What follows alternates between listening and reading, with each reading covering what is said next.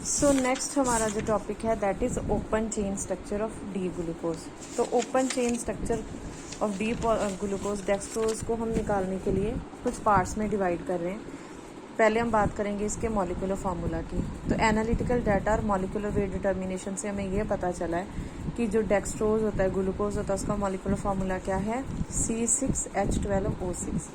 उसके बाद ग्लूकोज में एल्डिहाइड ग्रुप है, तो ये हम ऑलरेडी रिएक्शन कर चुके हैं, reaction with HCN, hydroxylamine, phenyl hydrazine.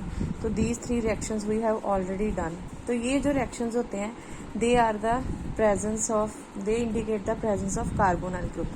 हाँ, ये रिएक्शन है जिसमें हमने ब्रोमीन के साथ ऑक्सीडेशन की थी। तो वी हैव ऑब्जर्व कि जब हम ग्लूकोज की ऑक्सीडेशन करते हैं तो ग्लूकोनिक एसिड बनता है।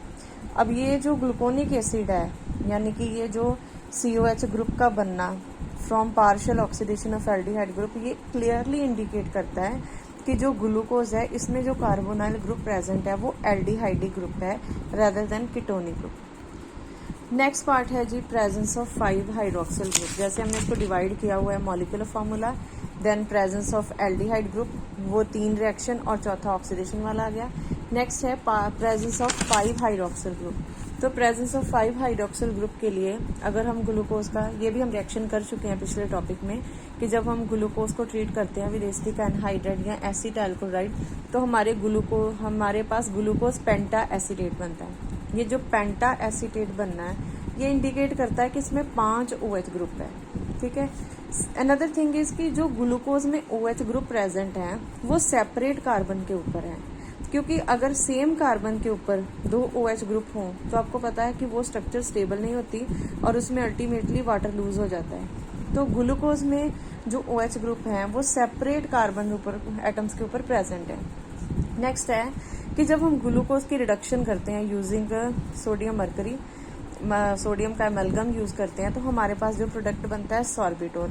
जब हम इस सॉर्बिटोल को ट्रीट करते हैं विद एसिटिक एनहाइड्राइड तो हमारे पास हेक्सा एसीटेट कंपाउंड बनता है। So again this reaction is indication of presence of 5 hydroxyl groups. Next part है presence of primary hydroxyl group. तो जो 5 OH ग्रुप प्रेजेंट है उनमें से एक जो ग्रुप है वो हमारा क्या है, प्राइमरी OH ग्रुप है, यानी कि प्राइमरी अल्कोहलिक ग्रुप है। तो ये हमें कैसे पता चलता है, जब हम ग्लूकोज की ऑक्सीडेशन करते हैं यूजिंग नाइट्रिक एसिड तो हमारे पास ग्लूकारिक एसिड बनता है। ग्लूकारिक एसिड क्या होता है, उसमें 2 COH ग्रुप प्रेजेंट होते हैं। तो ये जो formation of presence of 2 COH group by the oxidation of glucose with nitric acid, ये इंडिकेट करता है कि ये 2 COH ग्रुप कहाँ से बने, एक COHO ग्रुप यानी कि एक एल्डिहाइड ग्रुप कन्वर्ट हो गया COH में, और दूसरा जो प्राइमरी OH ग्रुप था वो कन्वर्ट हो गया COH। Next is presence of straight chain of carbon atom. Again we have done this reaction. जब हम ग्लूकोज की रिडक्शन करते हैं यूजिंग HI इन फास्फोरस तो हमारे पास 2 कंपाउंड बनते हैं, एक नॉर्मल हेक्सेन और एक 2-iodohexane। इन दोनों कंपाउंड्स में कार्बन की चेन में कितने एटम प्रेजेंट है, 6। तो ये रिएक्शन हमें ये इंडिकेट करता है कि इसमें स्ट्रेट चेन है जिसमें कितने कार्बन एटम है, having 6 carbon atom. Another method is कि जब हम ग्लूकोज को ट्रीट करते हैं विद HCN, ग्लूकोज में 6 कार्बन है, जब हम HCN ऐड करते हैं तो 6 के साथ ये 7वां साइनो का कार्बन आ गया। जब हम इसकी पार्शियल हाइड्रोलिसिस करते हैं फिर इसको ट्रीट करते हैं विद HI तो हमारे पास एक एसिड बनता है दैट इज 1 हेप्टानोइक एसिड। ये जो हेप्टानोइक एसिड है इसमें 7 कार्बन होते हैं, तो 7 में से एक तो CN से आया, तो बाकी 6 कहाँ पे थे, they were already present in glucose. तो ये 2 रिएक्शन हमें ये बताते हैं कि ग्लूकोज में कितने कार्बन एटम है, 6 कार्बन एटम है। सो अब हमने ये फॉर्मूला निकाल लिया जो पिछले हमने रिएक्शन किए थे। सो इन रिएक्शंस ने हमें क्या इंडिकेट किया था कि कार्बन की ग्लूकोज में कितने कार्बन है, 1 2 3 4 5 6। लास्ट रिएक्शन ने बोला था 6 कार्बन की चेन है। पहले रिएक्शन ने बताया था कि CHO ग्रुप यानी कि एल्डिहाइड ग्रुप है। फिर एक रिएक्शन ने हमें बताया था कि 5 OH ग्रुप हैं जिनमें से एक कौन सा ग्रुप है, this is primary hydroxyl group. तो ये हमारे पास इसका मॉलिक्यूलर फार्मूला बन गया। अब अनदर मेथड क्या है उसको हम कहते हैं ट्रीटमेंट विद मालाप्रिड रिएजेंट। मालाप्रिड रिएजेंट क्या होता है? पर आयोडिक एसिड, जिसको हम HiO4 भी कहते हैं। ये रिएक्शन हमने अल्कोहल्स में पढ़ा होगा इन सेमेस्टर 4। तो जब हम पर आयोडिक एसिड के साथ ट्रीट करते हैं तो ये जो पर आयोडिक एसिड होता है ये किस पे अटैक करता है? ये OH ग्रुप पे अटैक करता है, राइट। और ये अल्टीमेटली क्या बनाता है? ये ऑक्सीडेशन करता है कंपाउंड की। सो फॉर एग्जाम्पल ये हमारे पास ग्लूकोज है जिसमें 6 कार्बन है इंक्लूडिंग दिस एल्डिहाइड ग्रुप। जैसे ही आपने फर्स्ट मॉलिक्यूल ऑफ पर आयोडिक एसिड डाला तो यू विल सी कि क्या हुआ, जो CHO ग्रुप था वो किस में कन्वर्ट हो गया? एसिड में। एल्डिहाइड की ऑक्सीडेशन हो गई एसिड में। बाकी कितने की चेन बच गई? 1 2 3 4 5 कार्बन की चेन। फिर आपने सेकेंड मॉलिक्यूल डाला, ये निकल गया। अब जो नेक्स्ट मॉलिक्यूल है ये CHO, ये किस में कन्वर्ट हो गया? हाँ जी। सो सेकेंड मॉलिक्यूल जैसे ही हमने डाला तो अगेन 1 2 3 4 ये जो 5 कार्बन की चेन है, 5 में से एक एसिड बन के निकल गया और 4 की चेन बच गई। देन अगेन हमने HiO4 डाला। तो इसी तरह से स्टार्टिंग फ्रॉम 6 कार्बन हम हर एक स्टेप पे एक एसिड रिमूव करते जाएंगे। एल्डिहाइड ग्रुप रिटेन रहेगा, लेकिन लास्ट में ये जो एल्डिहाइड ग्रुप है ये simply in the form of formaldehyde remove हो जाएगा। सो आई रिपीट, हम स्टार्ट हो रहे हैं ग्लूकोज से। हमने कितने मॉलिक्यूल कंज्यूम किए हैं? 5 1 2 3 4 5। अगेन पर आयोडिक एसिड किस पे अटैक करता है? OH ग्रुप पे। तो इन 6 में से जो एल्डिहाइड ग्रुप है दैट इज रिटेन्ड, और ये जो 5 OH ग्रुप हैं वो धीरे धीरे किस में कन्वर्ट होते जा रहे हैं? एसिड में। सो ये स्टार्टिंग फ्रॉम 6 कार्बन पहला पर आयोडिक एसिड आया, एक जो अल्कोहलिक ग्रुप है उसको कन्वर्ट कर दिया उसने किस में? एसिड में। बाकी 5 की चेन रही। देन सेकंड मॉलिक्यूल आया तो 6 से 5, 5 से 4, 4 से 3, 3 से 2 और 2 से अल्टीमेटली 1, और लास्ट में आपका बच गया फॉर्मेल्डिहाइड। तो अगर हम इसकी ओवरऑल आउटपुट देखें तो क्या आएगा कि ग्लूकोज में हमने डाले 5 मॉलिक्यूल ऑफ मालाप्रिड रिएजेंट, तो हमारे पास क्या बने? 5 मॉलिक्यूल ऑफ फॉर्मिक एसिड और 1 मॉलिक्यूल हमारे पास बना फॉर्मेल्डिहाइड का। Next is configuration of D positive glucose.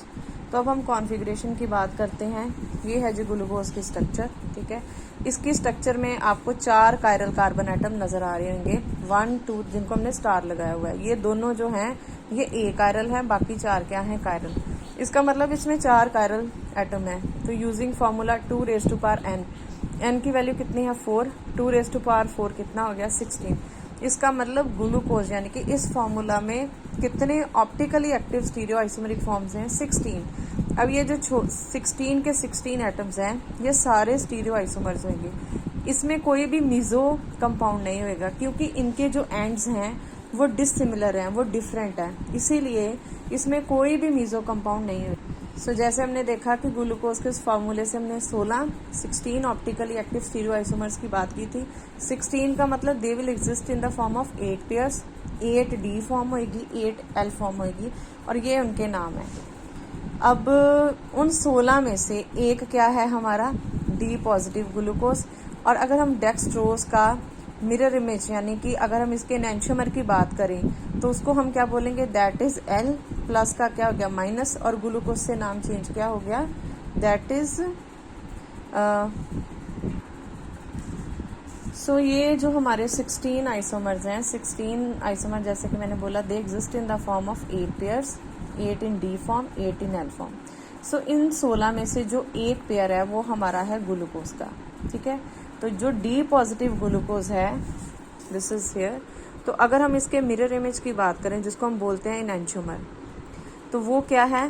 That will be D का क्या बन जाएगा? L प्लस का क्या हो जाएगा? माइनस, नेम सेम रहेगा। So this is D positive glucose, this is L negative glucose. तो ये दोनों आपस में क्या हैं? They are enantiomers. एनेंटियोमर्स क्या होते हैं? Which are non superimposable on each other. Molecular formula same है, सब कुछ सेम है, सिर्फ ये है कि जब आप इसका मिरर इमेज यानी कि इन दोनों को अगर आप एक दूसरे के ऊपर सुपर इम्पोज करने की कोशिश करोगे तो वो सुपर इम्पोज नहीं होंगे। फॉर एग्जांपल यहाँ पे H है, इधर OH है, इधर OH है, इधर H है। सो इस तरह से वेरिएशन होगी कि वो कम्प्लीटली एक दूसरे के ऊपर सुपर इम्पोजेबल नहीं होंगे। सो 16 में से 2 ये आ गए, बाकी जो 14 बचे 14 वो ग्लूकोज के डायास्टीरियोमर्स हैं। अगेन हम बोल चुके हैं कि इसमें कोई भी मीजोफॉर्म नहीं आएगी, क्योंकि यहाँ पे जो दो एंड्स हैं, यानी कि यहाँ पे H2OH है और यहाँ पे CHO है, तो कहीं पे भी आपको सेम जो मॉलिक्यूल है, यानी कि वो जो सेम इमेज होता है, वो सामने नज़र नहीं आएगा। तो इस केस में हमारे पास कोई भी मीजोफॉर्म नहीं आएगी। अगेन ये जो D पॉजिटिव ग्लूकोज की एब्सोल्यूट कॉन्फ़िगरेशन थी कि ये D फॉर्म है और ये डेक्स्ट्रो है, ये किसने इसको डिस्कवर किया था? साइंटिस्ट का नाम है E फिशर इन 1891, और इसी काम के लिए इसको 1962 में नोबेल प्राइज मिला था। सो ये लास्ट में मैंने बताया हुआ है कि D पॉजिटिव ग्लूकोज का मिरर इमेज, यानी कि इसका एनेंटियोमर का नाम क्या है? L negative glucose.